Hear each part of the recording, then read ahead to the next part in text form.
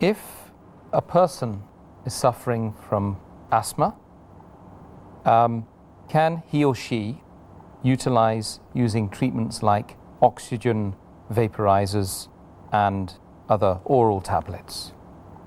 As far as a person who's taking treatment for asthma, there are different types of treatment taken for a person suffering from asthma. It can be puffers, it can be oxygen, it can be vaporizers, it can be tablets and capsules. In short, when a person uses a puffer, the gas goes by force into the lungs, expands the lung.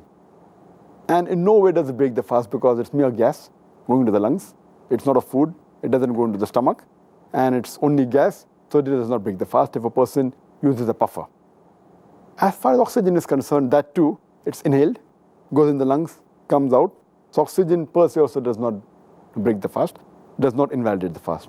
But as far as vaporizers are concerned, vaporizers can be of different types, can be in form of liquid, can be gaseous, in form of particles.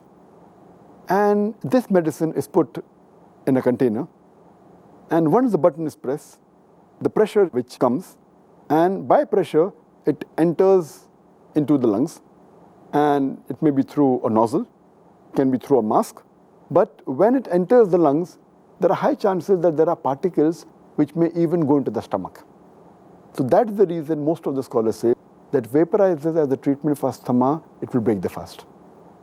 As far as capsules are concerned, the capsules, they contain the medicine in the form of a powder. It has a covering. Once you put in the container, and when the pressure is released, it comes out by force. But this too can enter the stomach, the particles. So even using these capsules as a treatment of asthma, it will surely break the fast. So only two things which are permitted as far as the person suffering from the disease of asthma is puffers and oxygen. This will not break the fast.